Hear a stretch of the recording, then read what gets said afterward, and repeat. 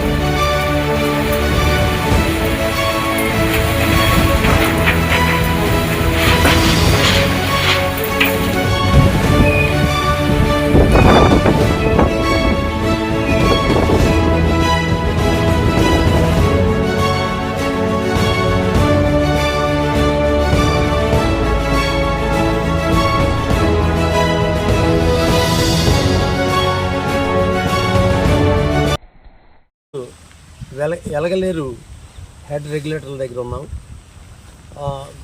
గత సెప్టెంబర్లో కురిసినటువంటి భారీ వర్షాలకి ఇక్కడ గేట్లు ఎత్తకపోవడం వల్ల దిగువ ప్రాంతాలన్నీ ముంపుకు గురైన పరిస్థితి మనందరికీ తెలిసిందే. ఆ భయంకర విపత్తు ఇప్పటికి కూడా ఆ ప్రాంతాల్లో ఉన్న జనాలని భయభ్రాంతులకు గురి చేస్తుంది. చాలామంది ఫోన్లు చేసి 3R న్యూస్ అక్కడున్న పరిస్థితిని ఒకసారి వివరించండి అని అడిగిన నేపథ్యంలో ఇక్కడ రావడం జరిగింది.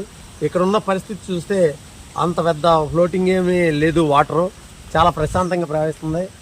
అధికారులు కూడా కిందకి నీటిని విడుదల చేయలేదు. దానివల్ల భయపడాల్సినటువంటి అవసరం లేదని మాకు అనిపిస్తుంది. అధికారులను అడిగి మరిన్ని వివరాలు మీకు తెలియజేసే ప్రయత్నం చేస్తాం.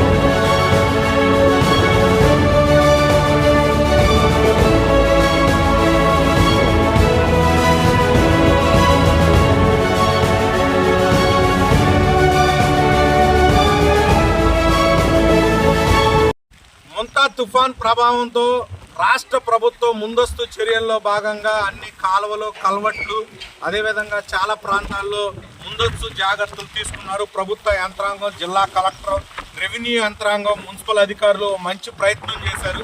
ఇదే సందర్భంలో బుడమేరు మనకి ఒక 100 అడుగుల దూరంలోనే బుడమేరు ఉంది. ఆ ప్రాంతంలో ఒక వాల్ను నిర్మించారు అటు సైడు. ఈరోజు ఇక్కడ 450, ఒక 600 ఇళ్ళు సుమారు ఉన్నాయి. ఇటువైపు కూడా వాల్ నిర్మిస్తే మరింత పెద్ద భారీ వర్షాలు కానీ, తుఫాను కానీ ఎలాంటివి వచ్చినప్పుడు ఈ ప్రాంత ప్రజలకి, ఇక్కడున్న నివాసం ఉంటున్న వాళ్ళకి ఎలాంటి ఇబ్బంది లేకుండా ఉండే పరిస్థితి ఉంటుంది. అది తగిన జాగ్రత్తలు బుడమేరు కాలువ పైన నిర్మించాలని చెప్పేసి కూడా మేము డిమాండ్ చేస్తా ఉన్నాం. దీంతో పాటు ఈ రోడ్డు అంతా గుంతలమయమైన పరిస్థితి ఈరోజు కనిపిస్తా ఉంది. ఈరోజు రైతులు ఆ వంతెన దిగి వెళ్ళాలన్నా రైతులు గుంతలమయం అవడంతో చాలా ఇబ్బందులు పడే పరిస్థితి ఉంది. ఈరోజు ప్రజలు కూడా, మహిళలు కానీ వృద్ధులు కానీ ఈ ప్రాంతంలో చీకట పడితే ఈ రోడ్డు సరిగ్గా లేక ఏదైనా వెహికల్ మీద వచ్చినా కింద పడే పరిస్థితి అనేది ఉంటుంది. ఇలాంటివి కూడా ముందస్తుగా జాగ్రత్తలు తీసుకొని ప్రజలకి సౌకర్యవంతంగా ఉండే విధంగా, అదేవిధంగా ఇంకా ఏదైనా ఎఫెక్ట్ ఉంటే పునరావాస కేంద్రాల ప్రభుత్వం ఏర్పాటు చేసింది. ప్రజలందరూ కూడా ఏదైనా ఇబ్బందులు ఉంటే ఆ పునరావాస కేంద్రాన్ని ఉపయోగించుకోవాలని చెప్పి మేము సిపిఎంగా విజ్ఞప్తి చేస్తా ఉన్నాం. ఇదే సందర్భంలో మహిళలు కానీ వృద్ధులు కానీ ఎవరైనా వెళ్ళలేని ఉంటే రాష్ట్ర ప్రభుత్వం లేదా మున్సిపల్ అధికారులు, రెవెన్యూ అధికారులు వెహికల్స్, ఆటోలో మిగిలిన వెహికల్స్ ఏదైనా ఏర్పాటు చేసి వాళ్ళని పునరావాసాలకు ఏదైనా ప్రమాదం ఉంటే పునరావాసాలకు తరలించాలని చెప్పేసి మేము విజ్ఞప్తి చేస్తా ఉన్నాం.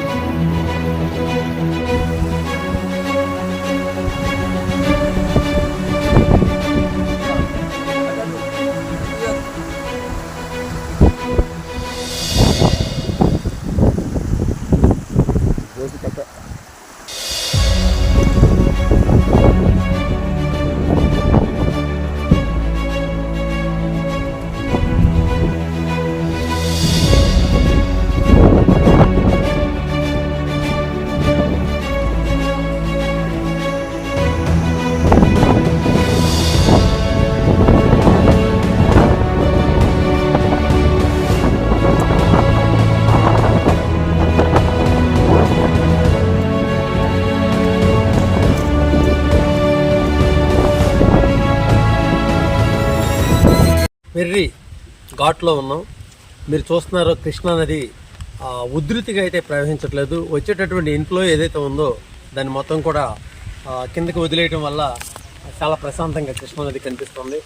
ఈ భారీగా కురుస్తున్నటువంటి ఈ వర్షాల వల్ల ఏమన్నా వరద ఉధృతి అయితే లోతట్టు ప్రాంతాల ప్రజలకి కలిగే ఇబ్బందుల నుంచి ఆదుకోవటానికి గాను పునరావాస కేంద్రాలు ప్రభుత్వం చాలా విస్తృతంగా కల్పించింది. దాని ప్రభావం వల్ల అంతేకాకుండా ముఖ్యమంత్రి స్థాయి వ్యక్తి కూడా గ్రామాల్లో ఉన్నటువంటి పంచాయతీల్లోనూ సచివాలయ వ్యవస్థలకు కూడా అనుసంధానమై సమీక్షిస్తూ పరిస్థితుల్ని ఎప్పటికప్పుడు అధ్యయనం చేస్తున్న పరిస్థితి మనకి కళ్ళకు కట్టినట్టు కనిపిస్తోంది.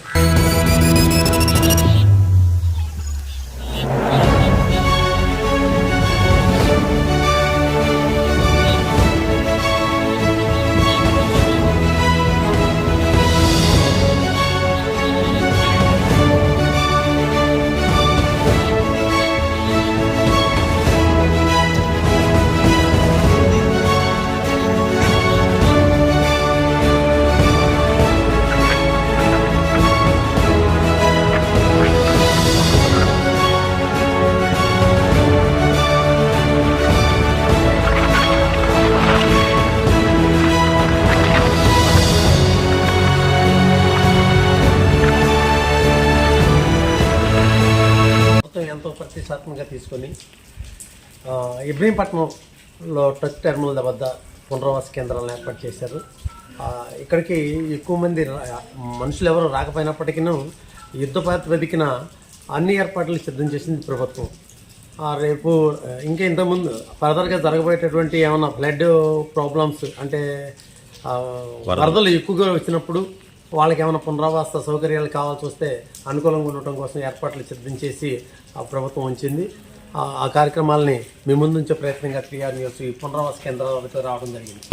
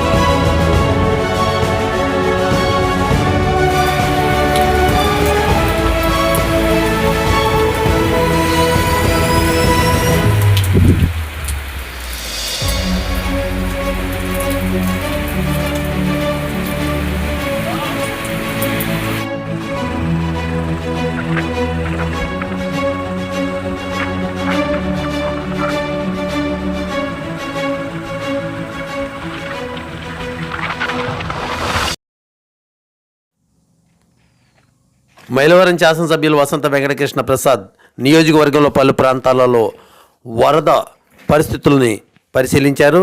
అంతేకాకుండా పునరావాస కేంద్రాలను కూడా సందర్శించి అక్కడ పరిస్థితులను కూడా పరిశీలించారు. ఆ కార్యక్రమాల వివరాలు కూడా మేము అందించే ప్రయత్నం 3R న్యూస్ చేస్తోంది.